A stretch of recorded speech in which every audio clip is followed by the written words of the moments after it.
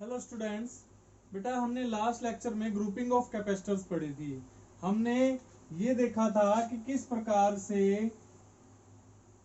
ये जो फॉर्मूला है Q is equal to CV, इसमें जो तीनों फिजिकल क्वांटिटी हैं उन पर क्या इफेक्ट पड़ता है जब हम बहुत सारे कैपेसिटर्स को डिफरेंट डिफरेंट कॉम्बिनेशंस में आपस में कनेक्ट कर देते हैं। ठीक है, तो हमने एक नेटवर्क जो सॉल्विंग प्रॉब्लम्स थी, ठीक है, उनको भी किया था। ठीक है, तो आज का हमारा जो टॉपिक रहेगा बेटा वो रहेगा एनर्जी स्टोर्ड इन ए चार्ज कैपेसिटर। यानी कि हम क्या करने की कोशिश कर रहे हैं, हम ये करने की कोशिश कर रहे हैं कि जो कैपेसिटर को जब चार्ज किया जाता है तो उस कैपेसिटर के अंदर जो एनर्जी स्टोर होती है बेटा, तो वो किस फॉर्म में होती है और उसका एक्सप्रेशन क्या आएगा। ठीक है, तो देखिए बेटा, अगर मैं आपसे बात करूं कि एक कैपेसिटर के बारे में, जब आप जानते हैं कि कैपेसिटर में क्या होता है, कैपेसिटर में हम क्या करते हैं, पोटेंशियल अप्लाई करते हैं।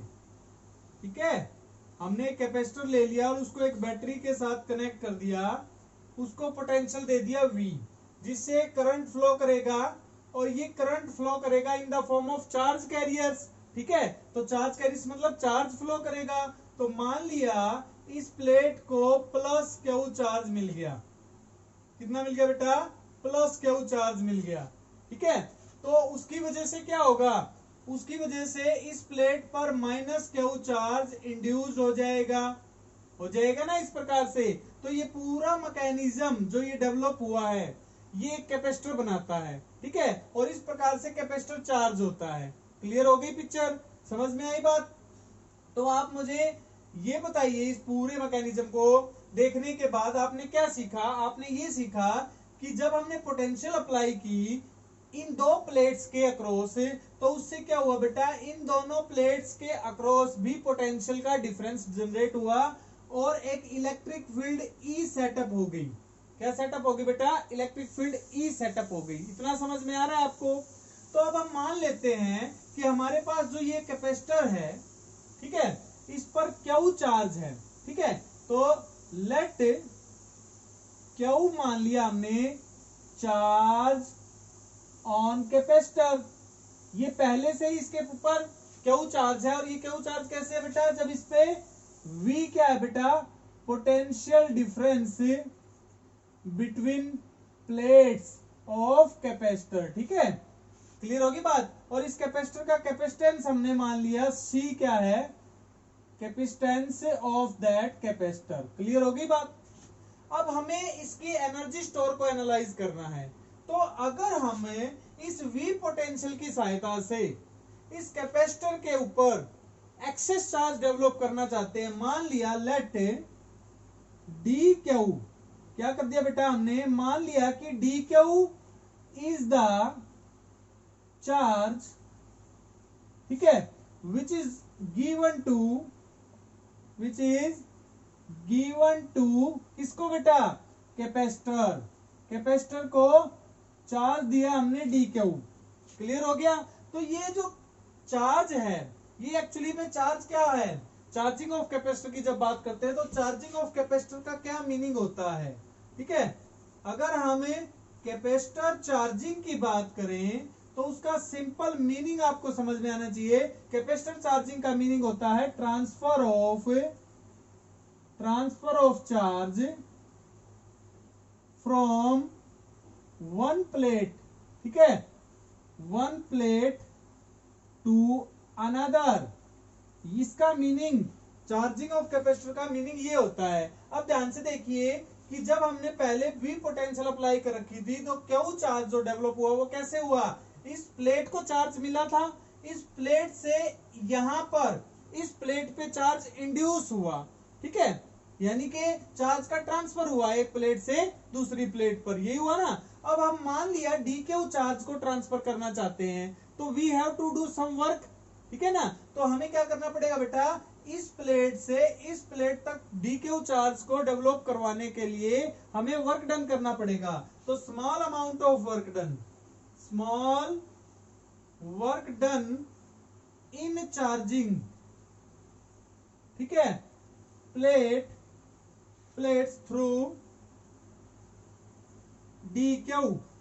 अगर हम dQ चार्ज से इसको प्लेट्स को रिचार्ज करना चाहते हैं तो हमें क्या करना पड़ेगा बेटा, कुछ वर्क डन करना पड़ेगा। और वो वर्क डन कैसे लिखा जाता है, dw is equal to, definition क्या थी, पोटेंशियल इनटू चार्ज।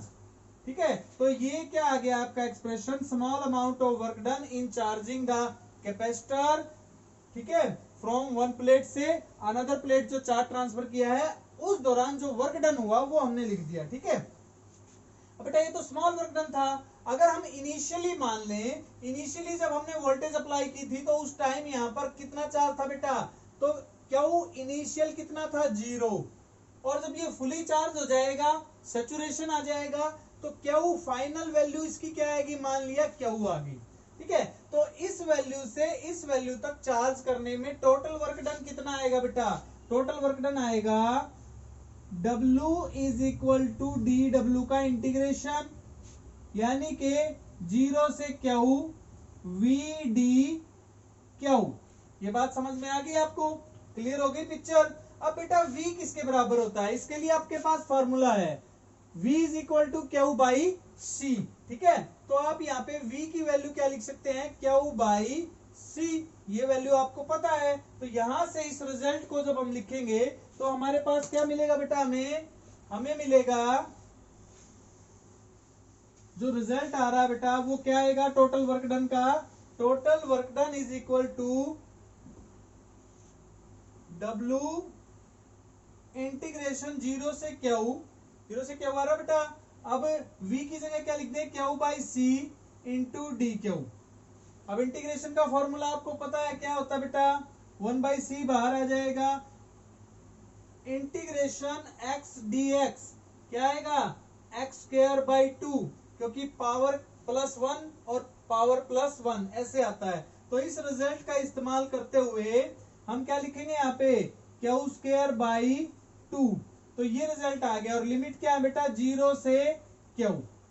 तो हमारा ओवरऑल रिजल्ट क्या बन गया, 1/2 C, और यहाँ पे अपर लिमिट क्या हो जाएगी, Q और -0। तो ओवरऑल क्या बन गया बेटा, W। टोटल इस प्लेट को या इस कैपेसिटर को टोटल चार्ज करने में जो वर्क डन आया वो 1/2 Q स्क्वायर बाई C आ गया। ठीक है, और ये वर्क डन आपको पता है किस में स्टोर होता है, एनर्जी की फॉर्म में। तो कैसी, इलेक्ट्रोस्टैटिक पोटेंशियल एनर्जी जो डेवलप होती है कैपेसिटर की, तो उसमें स्टोर हो जाएगा। ठीक है, तो इलेक्ट्रोस्टैटिक एनर्जी में, तो ये जो वर्क डन है बेटा वो किस में स्टोर हो जाएगा, इलेक्ट्रोस्टैटिक एनर्जी की फॉर्म में डेवलप हो जाएगा। ठीक है, तो this is the energy stored in a capacitor, electrostatic energy stored in a capacitor when capacitor is charged through the charge Q having a capacity of C। Clear हो गई बात बेटा, तो ये आपको क्वेश्चन समझ में आ रहा होगा। तो हमने एक्सप्रेशन निकाल दिया एनर्जी स्टोर का। ठीक है, अब बेटा इस एनर्जी स्टोर को डिफरेंट फॉर्म्स में लिखा जा सकता है। हमारे पास एक रिजल्ट आ गया, अब उस रिजल्ट को हम डिफरेंट फॉर्म में लिखेंगे।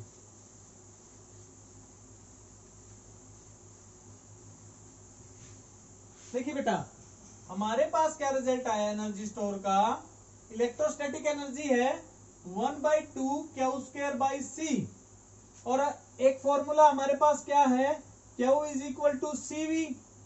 तो ये फॉर्मूला, अब ध्यान रखना न्यूमेरिकल पॉइंट ऑफ व्यू से, ये फॉर्मूला आपको तब लगाना है जब आपके पास Q and C are given. ठीक है, ये तभी लगेगा। लेकिन आप इसकी दूसरी फॉर्म भी बना सकते हैं, 1/2 Q को क्या लिखे बेटा, CV। तो यहाँ पे क्या लिख देंगे, CV का whole square divided by C। Answer कितना आ गया, 1/2 C square V square by C। C से एक C कैंसिल हो गया, तो 1/2 CV स्क्वायर। ये दूसरी फॉर्म है।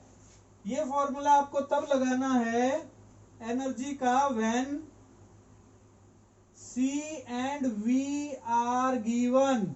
ये फॉर्मूला तब लगाना बेटा जब C और V दोनों गिवन हो।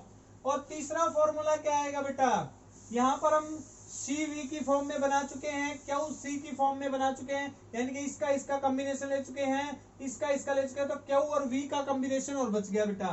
तो अगर हम थर्ड फॉर्म की बात करें तो 1/2 Q स्क्वायर को एज इट इज रखो, C यहां से बेटा देखो इस फॉर्मूले से C की वैल्यू क्या आएगी, Q/V आएगी, ये आएगी ना। तो यहां पर C की वैल्यू क्या लिख दें, Q/V। Q से Q कैंसिल हो गया तो एक रिजल्ट आ गया बेटा Q इंटू V। ये फॉर्मूला आपको तब लगाना है जब आपको Q and V are given. तो बेटा ये फॉर्मूला वही है, बट आपको न्यूमेरिकल पॉइंट ऑफ व्यू से ध्यान रखना है कि कब कौन सा लगाना है, ठीक है। ये फॉर्मूला Q और C के लिए एप्लीकेबल है, ये फॉर्मूला C और V के लिए एप्लीकेबल है, और ये फॉर्मूला Q और V के लिए एप्लीकेबल है, ठीक है। तो ये तो आपने energy stored in a capacitor निकाल दी, क्लियर होगी बात। अब हम बात करते हैं बेटा कि एनर्जी डेंसिटी की फॉर्म में हम कन्वर्ट करना चाहते हैं इसको। किसकी फॉर्म में, हमने एनर्जी स्टोर्ड निकाली अभी हम इसको किस फॉर्म में कन्वर्ट करेंगे, एनर्जी डेंसिटी की फॉर्म में कन्वर्ट करेंगे, ठीक है। तो इस एक्सप्रेशन को हम लेके चल रहे हैं, इनमें से एक एक्सप्रेशन आप उठा लीजिए। नॉर्मली आपको पता है, देखिए बेटा कैपेसिटर को कैसे चार्ज किया जाता है, फिर से देख लेते हैं हम डायग्राम बना के कि भाई ये मान लिया पैरेलल प्लेट कैपेसिटर है, इसके अक्रॉस हम पोटेंशियल अप्लाई करेंगे, तो उसकी पोटेंशियल को अप्लाई करने से चार्ज फ्लो करेगा और ये चार्ज होना स्टार्ट हो जाएगा, ठीक है। इस प्रकार से चार्जिंग होती है। तो ये चार्जिंग होने के दौरान क्या होता है बेटा, इन दोनों प्लेट्स के अक्रॉस भी V पोटेंशियल डेवलप होता है, क्लियर हो गई बात। और ये जो सेपरेशन अगर D है तो हमें पता है कि इन दोनों प्लेट्स के बीच में ड्यू टू इंड्यूस चार्जेस क्या हो जाता है बेटा, इलेक्ट्रिक फील्ड सेटअप हो जाती है, पता है ना आपको, इलेक्ट्रिक फील्ड सेटअप हो जाती है। तो potential across the plate in the form of electrostatic field is given by ED।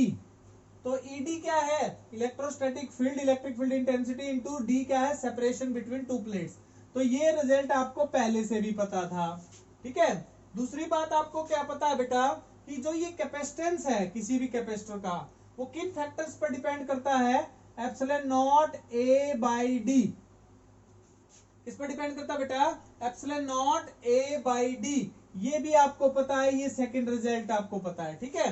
Clear हो गई पिक्चर। अब देखिए बेटा आपके पास फॉर्मूला क्या है, एनर्जी का फॉर्मूला क्या है कि जब हमने V पोटेंशियल को अप्लाई किया तो इस कैपेसिटर की चार्जिंग शुरू हो जाएगी, और यदि इसकी चार्जिंग होगी तो इसमें एनर्जी स्टोर होगी। तो एनर्जी स्टोर क्या आएगी, 1/2 CV²। ये अभी मैंने पढ़ाया था कि 1/2 CV² इसकी एनर्जी आ जाएगी, ठीक है। अब बेटा इनकी वैल्यू को पुट करो, C की वैल्यू क्या है, epsilon not A/D into V² क्या आएगा बेटा, E² इंटू D²। ये बात समझ में आ गई आपको। तो यहां से रिजल्ट क्या बन रहा है, 1/2 एप्सिलॉन नॉट A, D से एक D कैंसिल हो गया, ठीक है। और क्या बच गया, एक तो D बच गया और क्या बच गया बेटा, E² बच गया, ठीक है। तो हम इसको ऐसे भी लिख सकते हैं 1/2 एप्सिलॉन नॉट E² इंटू, देखो बेटा एरिया इंटू सेपरेशन क्या होती है, वॉल्यूम, क्या बन गई है, वॉल्यूम V बन गई, क्लियर होगी बात। तो यानी कि एनर्जी एक्चुअली में किसके बराबर आ गई, this term into volume, clear हो गई। और डेंसिटी क्या होती है, energy per unit volume. Energy density को रिप्रेजेंट करेंगे UD। UD का मतलब है electrostatic energy stored in a capacitor per unit volume, ये आएगा। तो इलेक्ट्रोस्टैटिक एनर्जी क्या बेटा, U बाई वॉल्यूम क्या होती है, V। तो बेटा U का मान ये है, वॉल्यूम से डिवाइड करोगे तो ओवरऑल रिजल्ट बचेगा 1/2 एप्सिलॉन नॉट इंटू E²। तो ये जो एक्सप्रेशन आपका निकल कर आया है, ये एक्सप्रेशन आपको बताता है कि this is the expression of energy density, ठीक है। एनर्जी डेंसिटी का मान आपको समझ में आया। अब आपको पता है कि जो इलेक्ट्रिक फील्ड है वो एक वेक्टर क्वांटिटी है। तो अगर इसका एनालिसिस किया जाए एनर्जी का, और एनर्जी आपकी क्या होती है, स्केलर होती है, ठीक है। तो वेक्टर और स्केलर का आपस में रिप्रेजेंटेशन देखा जाए तो एनर्जी डेंसिटी एक्चुअली में क्या है, 1/2 एप्सिलॉन नॉट भी स्केलर है। E² को हम क्या लिख सकते हैं, E vector dot E vector, ठीक है, दो पैरेलल वेक्टर्स का डॉट प्रोडक्ट उसके स्क्वायर के बराबर होता है, मैग्नीट्यूड के स्क्वायर के बराबर। रीजन क्या दोगे, dot product of two parallel vectors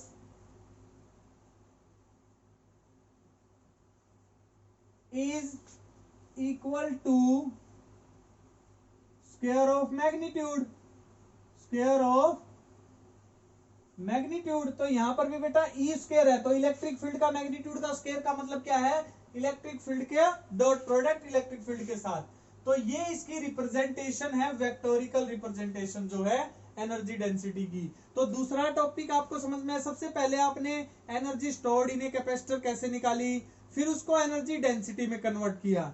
ठीक है बेटा, अब हमारा जो नेक्स्ट है कि ये जो एनर्जी स्टोर हो रही है इस पर क्या इफेक्ट पड़ेगा यदि हम कॉम्बिनेशन ऑफ कैपेसिटर्स ले लें। समझ रहे हो आप बात, कॉम्बिनेशन ऑफ कैपेसिटर्स का मतलब ये तो मैंने एक कैपेसिटर के अंदर एनर्जी स्टोर निकाल दी, energy stored in one capacitor. Clear हो गई बात, फॉर्मूला आपको इस फॉर्म में मिल गया है और चार फॉर्म मैंने आपको कन्वर्ट करके बताई थी। ठीक है, अब आप बात करेंगे कि भाई अगर मेरे पास for example grouping of capacitors की बात करूं मैं, यानी कि energy stored in grouping of capacitors की बात कर रहे हैं हम। ठीक है, तो ये बात थोड़ी सी समझनी है अब आपको कि जब कैपेसिटर्स की ग्रुपिंग की बात करते हैं तो एनर्जी पर क्या इफेक्ट पड़ेगा।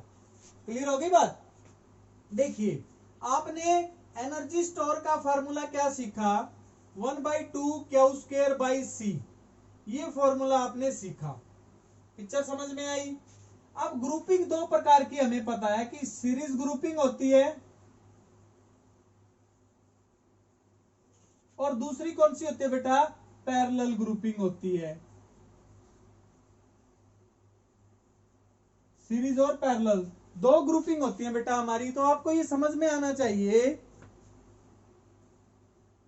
कि सीरीज और पैरेलल ग्रुपिंग में कौन सा फॉर्मूला लगेगा। हमारे पास तीन फॉर्मूले थे, आपको एनालाइज करना आना चाहिए कि सीरीज में कौन सा लगेगा और पैरेलल में कौन सा लगेगा।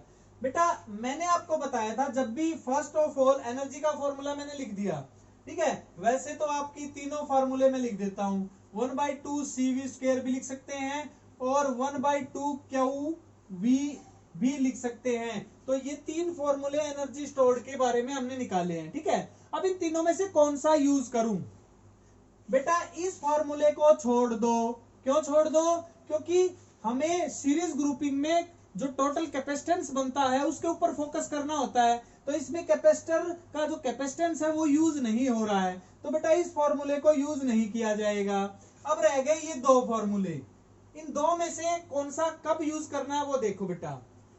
अब अगर मैं बात करूं पहले सीरीज की, सीरीज ग्रुपिंग की अगर मैं बात करूं तो सीरीज ग्रुपिंग में अगर मेरे पास n कैपेसिटर्स हैं, ध्यान से आप देखना बेटा, n कैपेसिटर्स हैं जिनका capacitance C1 C2 up to Cn है, सबका कैपेसिटेंस मैंने लिख दिया।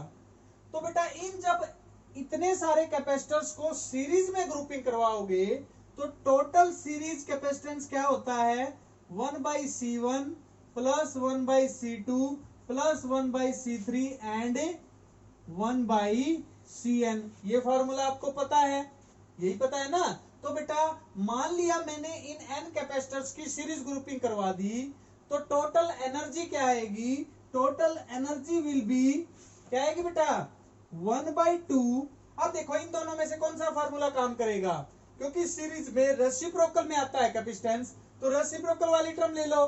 तो और सीरीज में चार्ज सेम रहता है। दूसरी बात क्या होती है बेटा, क्यू जो रहेगा वो सेम रहेगा। तो दो बातें आपने ध्यान रखनी थी कि भाई सीरीज में चार्ज सेम रहता है तो चार्ज और कैपेसिटेंस दो चीजें चाहिए, तो सीरीज के लिए हमेशा ये वाला फॉर्मूला यूज करना है।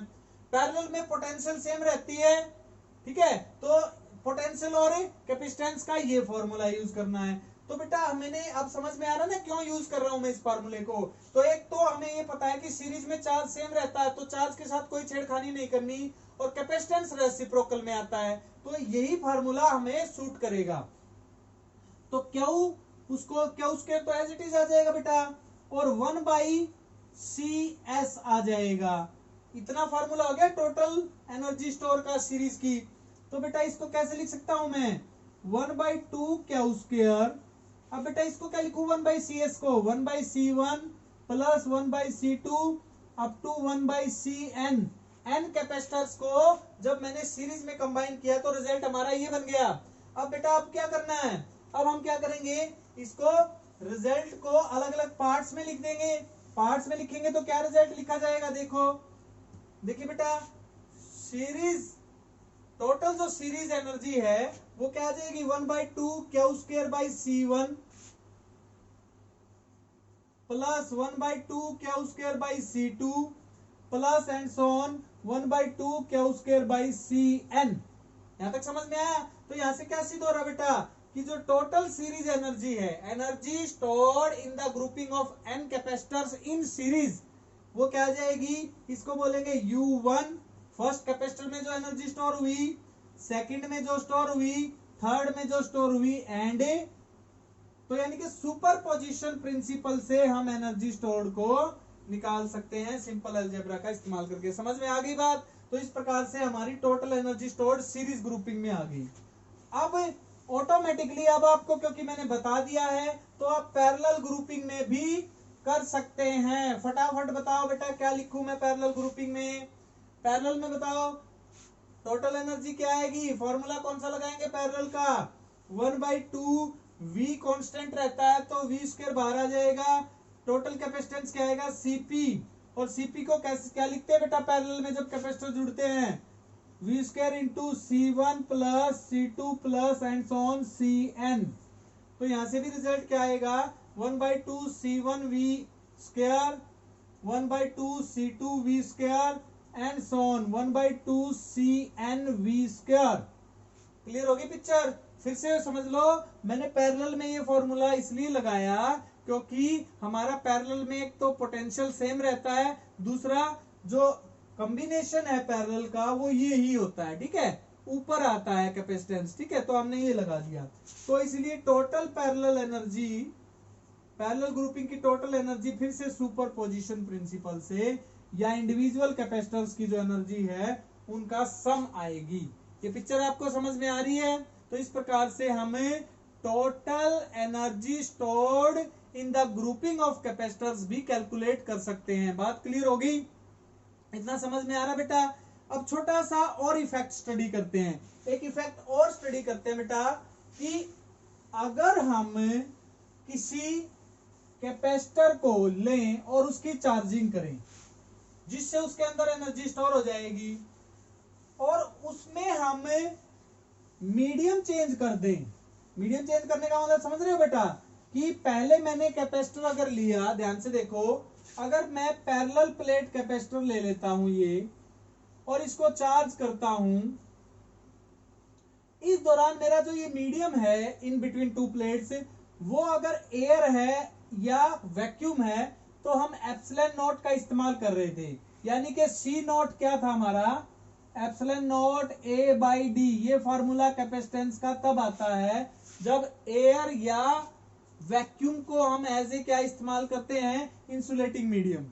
लेकिन मैं अब ये पूछना चाहता हूं, what will be the, question देखो बेटा, what will be the effect on energy stored, ठीक है, एनर्जी स्टोर पे क्या इफेक्ट पड़ेगा when A dielectric is placed between plates. भाई प्लेट्स के बीच में अगर हम डाइलेक्ट्रिक को यूज कर लें तो क्या इफेक्ट पड़ेगा एनर्जी स्टोर पर, इस क्वेश्चन का आंसर देना बेटा हमें, ठीक है। तो इस बात का हमें जवाब देना है। तो हमारे पास देखिए कैपेसिटेंस पर क्या इफेक्ट पड़ेगा, हमारे पास कैपेसिटेंस वाले जितने भी फॉर्मूले, एनर्जी स्टोर्ड का क्या फॉर्मूला था, 1/2 क्यू स्क्वायर बाई सी, ये फॉर्मूला था ना, यही था ना फॉर्मूला। अगर हम यहाँ पर एयर लेते हैं तो ये वैल्यू क्या लिखी जाएगी, सी नोट, क्या लिखी जाएगी, सी नोट, और सी नोट की वैल्यू वो आएगी।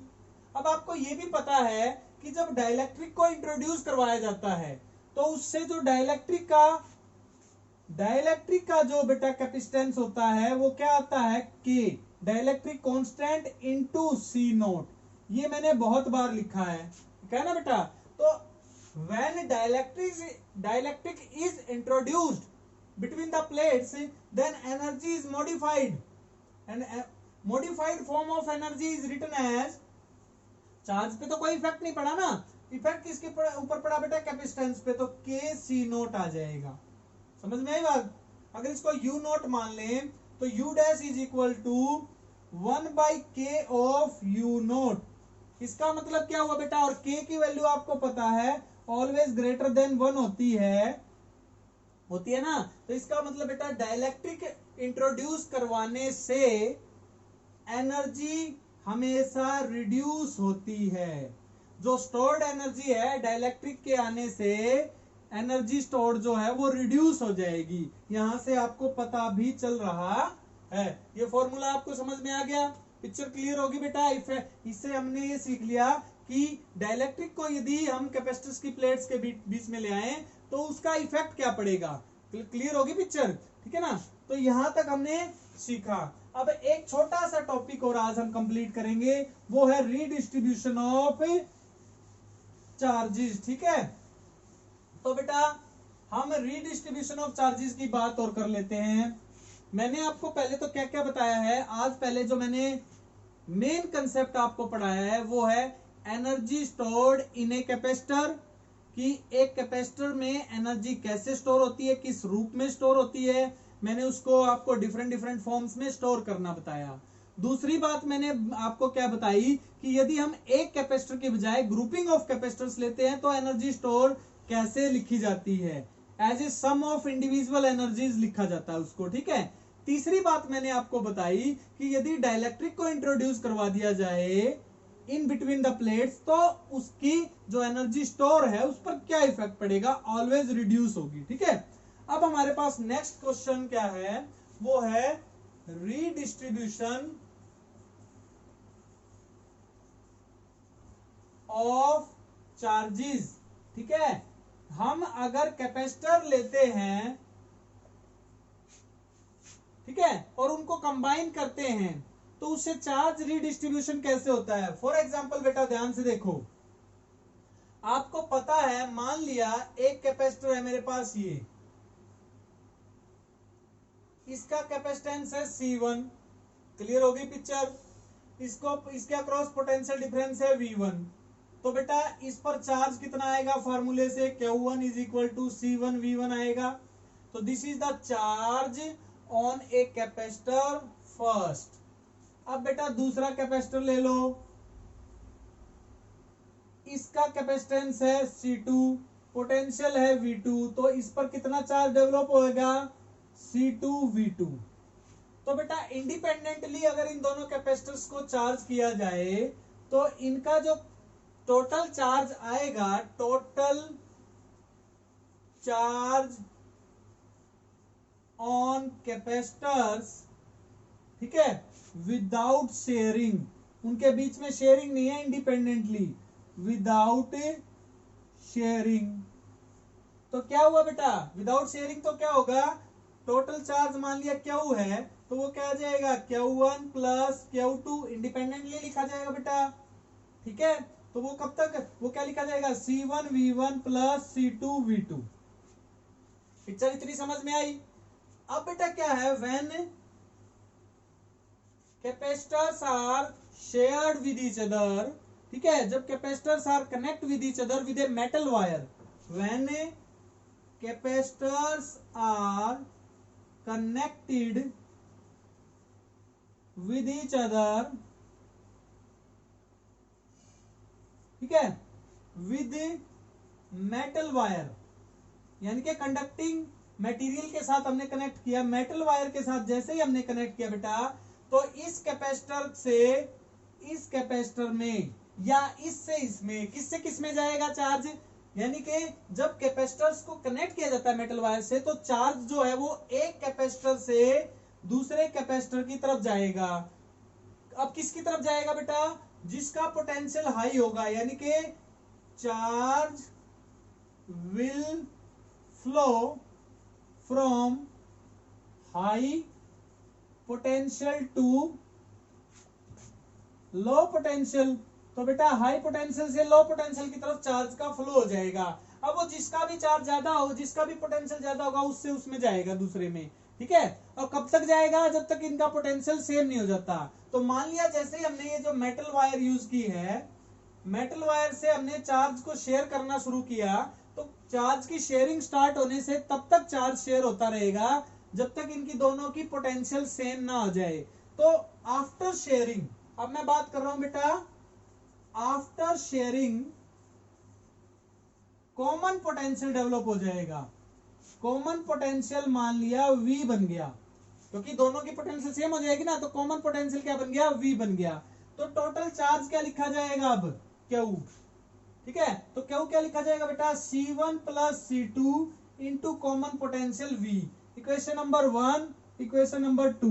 अब आपको पता है कि चार्ज हमेशा कंजर्व रहता है, तो law of conservation of charge क्या कहता है कि ये जो वैल्यू है विदाउट शेयरिंग और आफ्टर शेयरिंग दोनों वैल्यू क्या आएंगी? वो इक्वल आएंगी। तो इसीलिए अब हम क्या लिख सकते हैं? Applying law of conservation of charge, हम क्या लिख सकते हैं बेटा कि C1 V1 plus C2 V2 is equal to C1 plus C2 into V। Clear होगी बात? तो V is equal to C1 V1 plus C2 V2 upon C1 plus C2। ये फॉर्मूला बन गया क्या करने का? ये फॉर्मूला आ गया बेटा कॉमन पोटेंशियल निकालने का। कॉमन पोटेंशियल डेवलप्ड, ठीक है, when two capacitors are connected with each other to share the charge. ठीक है, तो इस प्रकार से हमने देखा कि जो चार्ज है वो रीडिस्ट्रीब्यूट हो जाता है और पोटेंशियल क्या हो जाती है बेटा? वो चेंज हो जाती है, और वो जो कॉमन पोटेंशियल है वो हम निकाल सकते हैं। फॉर एग्जांपल ले लेते हैं एक बेटा। ठीक है, इसकी 10 वोल्ट थी, कैपेसिटेंस 10 माइक्रोफैरेड था, इसकी 5 वोल्ट पोटेंशियल थी और 2 माइक्रोफैरेड इसका कैपेसिटेंस था। तो बेटा शेयरिंग करने के बाद देखो जवाब क्या मिलेगा। पहले तो मुझे ये बताओ बेटा, विदाउट शेयरिंग चार्ज जो होगा वो निकाल सकते हो। Q1 निकल जाएगा C1 V1 करके, Q2 निकल जाएगा C2 V2। ये तो आ गया बेटा विदाउट शेयरिंग। ठीक है, अब शेयरिंग जब करेंगे तो charge start flowing from higher potential, मतलब 10 वोल्ट से 5 वोल्ट की तरफ चार्ज का फ्लो होगा। और कब तक होगा? जब तक इन दोनों की पोटेंशियल क्या नहीं हो जाती? कॉमन नहीं हो जाती। अब हमें वही कॉमन पोटेंशियल निकालनी है कि वो ऐसी कौन सी कॉमन पोटेंशियल वैल्यू है जहां पर शेयरिंग जो है वो स्टॉप हो जाएगी। तो वो V क्या आएगी? अब बताओ मुझे। C1 V1 कितना आएगा? C1 V1 का मतलब हो गया बेटा 10 इंटू 10 माइक्रोफैरेड। ठीक है, 10 वोल्ट इंटू 10 माइक्रोफैरेड। उसके बाद प्लस 5 वोल्ट इंटू 2 माइक्रोफैरेड बटे, ठीक है, C1 प्लस C2 यानी कि 10 माइक्रोफैरेड और 2 माइक्रोफैरेड 12 माइक्रोफैरेड। ठीक है, पिक्चर समझ में आई बेटा? पोटेंशियल इंटू फैरेड क्या होता है? कूलाम होता है। पोटेंशियल वोल्ट यानी कि वोल्ट इंटू फैरेड किसके बराबर होता है? कूलाम के बराबर होता है। तो ये क्या बन गया? 10 और 10 100 माइक्रो कूलाम, 10 गुणा 10 कितना हो गया? 100 माइक्रो कूलाम और 5 दूनी 10, यानी कि टोटल कितना बन गया? 110 माइक्रो कूलाम बटे 12 माइक्रो फैरेड। अब बेटा कूलाम बटे फैरेड क्या होता है? वोल्टेज होती है। तो माइक्रो से माइक्रो कैंसिल हो गया, कूलाम बटे फैरेड क्या बन गया आपका? वोल्टेज बन गई। तो V is equal to 110/12 volt, ये आ गया। तो 12 नीमा 108, 2 0, 12 एकम 12, 8 0, 12 6, 9.16 वोल्ट। इसका मतलब बेटा कि 9.16 वोल्ट पर जाकर पोटेंशियल स्टॉप हो जाएगी। ठीक है, यानी कि कॉमन पोटेंशियल डेवलप हो जाएगी। तुम्हें समझ में आया या नहीं आया? तो इस प्रकार से देखो बेटा 100 ये हो गया और ये कितना हो गया? 10, 110/12 करना हमने, तो हमारे पास वो कॉमन पोटेंशियल आ गई जहां पर sharing of charge will stop and this is the topic of redistribution of charges। तो आज हमने ये कंसेप्ट को सीख लिया बेटा। तो इस प्रकार से अब हमारे पास सिर्फ एक टॉपिक बचता है और वो टॉपिक है बेटा हमारा, मैंने जैसे अभी अभी बताया था कि जब भी हम डाइलेक्ट्रिक को इंट्रोड्यूस करवाते हैं, किसी अन्य मीडियम को यूज करेंगे तो एनर्जी क्या होती है, एनर्जी जो है वो रिड्यूस होती है। तो हम लॉस ऑफ एनर्जी, तो नेक्स्ट टॉपिक हमारा रहेगा लॉस ऑफ एनर्जी को कैलकुलेट करना। यहां तक आपको प्रिपेयर करना है, ठीक है बेटा।